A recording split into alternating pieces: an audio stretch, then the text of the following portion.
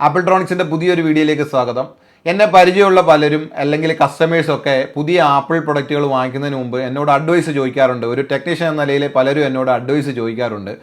അപ്പോൾ അവർ ചോദിക്കുന്ന മെയിനായിട്ടുള്ള കാര്യം ഈ സ്റ്റോറേജ് സൈസിനെ കുറിച്ചിട്ട് പലരും ചോദിക്കാറുണ്ട്. എത്ര GB ഡിവൈസുകൾ വാങ്ങിക്കണം എന്നുള്ളത്. പുതിയ ഐഫോൺ ആയാലും ഐപാഡ് ആയാലും മാക്ബുക്ക് ആയാലും നമ്മൾ പർച്ചേസ് ചെയ്യുന്നതിന് മുമ്പ് ഒന്ന് രണ്ട് കാര്യങ്ങൾ നമ്മൾ വ്യക്തമായിട്ട് ശ്രദ്ധിക്കുക.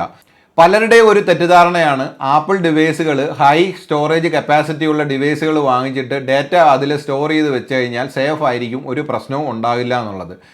ഇത് ശരിക്കും പറഞ്ഞാൽ നമ്മൾ കാണിക്കുന്ന വലിയൊരു മിസ്റ്റേക്കാണ്. കാരണം ആപ്പിൾ ഡിവൈസുകൾ വാറണ്ടി പീരീഡിൽ കമ്പനിയിൽ സർവീസിനായിട്ട് ഏതെങ്കിലും കാരണവശാൽ ഇതിനെന്തെങ്കിലും കംപ്ലൈൻറ്റ് വന്നിട്ട് നമ്മൾ വാറണ്ടി പീരീഡിൽ കമ്പനി സബ്മിറ്റ് ചെയ്യുമ്പോൾ ഈ ഡാറ്റ മൊത്തം നഷ്ടപ്പെടും. യാതൊരു കാരണവശാലും ഓതറൈസർ സർവീസ് സെൻറ്ററിൽ കൊണ്ട് ചെന്ന് കഴിഞ്ഞാൽ അവർ ഡാറ്റയുടെ റെസ്പോൺസിബിലിറ്റി ഏറ്റെടുക്കില്ല.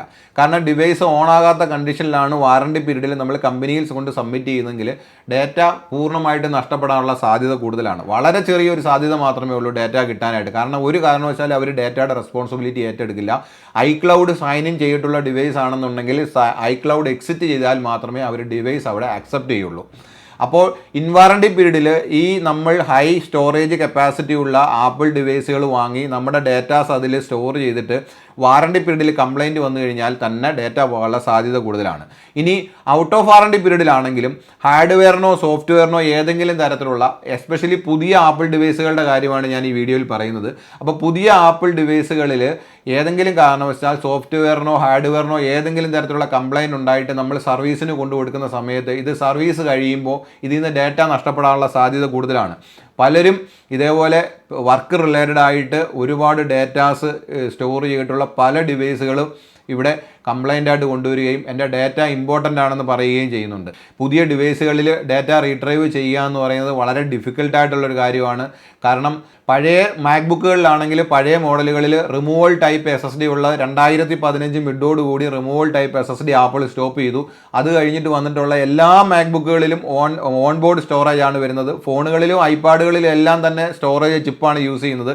ഇപ്പം മാക്ബുക്കിലും സ്റ്റോറേജ് ചിപ്പാണ് യൂസ് ചെയ്യുന്നത്. അപ്പോൾ അതിനകത്ത് നമ്മൾ ചിന്തിക്കേണ്ട ഒരു കാര്യം എന്ന് പറഞ്ഞു കഴിഞ്ഞാൽ റിമൂവൽ ടൈപ്പ് സ്റ്റോറേജ് ഡിവൈസ് ഉള്ള ഡിവൈസുകളാണെന്നുണ്ടെങ്കിൽ ഏതെങ്കിലും കാരണവശാൽ ഡിവൈസിൻ്റെ ഹാർഡ്വെയറിന് കംപ്ലൈൻറ്റ് വന്നു കഴിഞ്ഞാൽ നമുക്ക് ഹാർഡ് ഡിസ്കിനകത്തുനിന്ന് ഡാറ്റ റീട്രൈവ് ചെയ്യാനുള്ള ഓപ്ഷൻ ഉണ്ട്.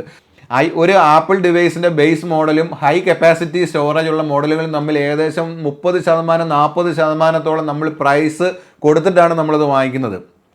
എൻ്റെ പേഴ്സണലായിട്ട് ഞാൻ എല്ലാവരോടും സജസ്റ്റ് ചെയ്യാറുള്ളത്, നിങ്ങൾ ഒരുപാട് ഹൈ കപ്പാസിറ്റി ഉള്ള ആപ്പിൾ ഡിവൈസുകളും വാങ്ങണ്ട, ലോ കപ്പാസിറ്റി ഉള്ള അതും മേടിക്കണ്ട. ഒരു മീഡിയം സൈസിലുള്ള ഒരു ഡിവൈസ് പർച്ചേസ് ചെയ്തതിന് ശേഷം നമ്മളുടെ ഡാറ്റാസ് എല്ലാം തന്നെ ഒന്നുകിൽ ക്ലൗഡ് സ്റ്റോറേജിലോ മാക്ബുക്ക് ആണെന്നുണ്ടെങ്കിൽ ടൈം മെഷീൻ സെറ്റ് ചെയ്തിട്ട് ഒരു എക്സ്റ്റേണൽ സ്റ്റോറേജിലോ ഫ്രീക്വൻ്റ് ആയിട്ട് ബാക്കപ്പ് ചെയ്ത് വെക്കുക.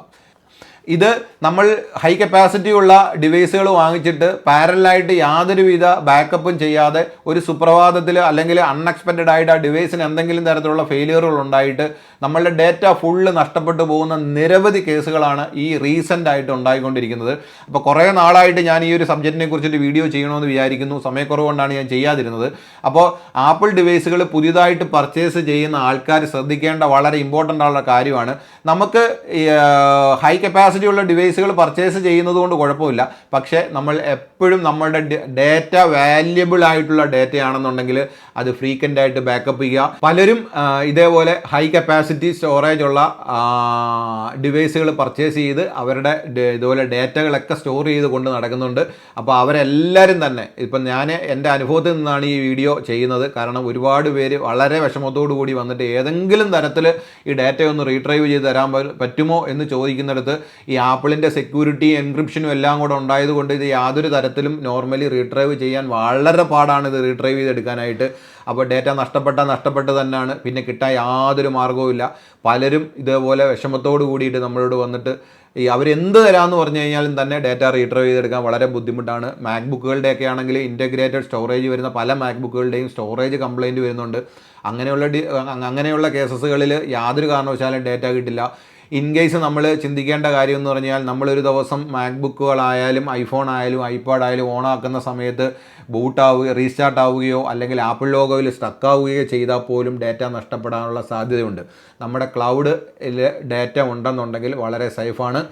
ക്ലൗഡ് നമ്മൾ ഹൈ സ്റ്റോറേജ് കപ്പാസിറ്റി ഉള്ള ആപ്പിൾ ഡിവൈസുകൾ വാങ്ങിക്കുന്ന പൈസ അതിന് പകരം സേഫായിട്ട് ഒരു ആപ്പിളിൻ്റെ ഒരു extra iCloud storage normally 5 GB ആണ് അവർ നമുക്ക് ഫ്രീ ആയിട്ട് തരുന്നത്. അതിൻ്റെ ഫസ്റ്റ് സ്റ്റെപ്പായിട്ട് 50 GB 100 GB 200 GB എന്നൊക്കെ പറഞ്ഞിട്ട് പല പാക്കേജുകളിൽ ഈ ഐക്ലൗഡ് സ്റ്റോറേജ് അവൈലബിൾ ആണ്.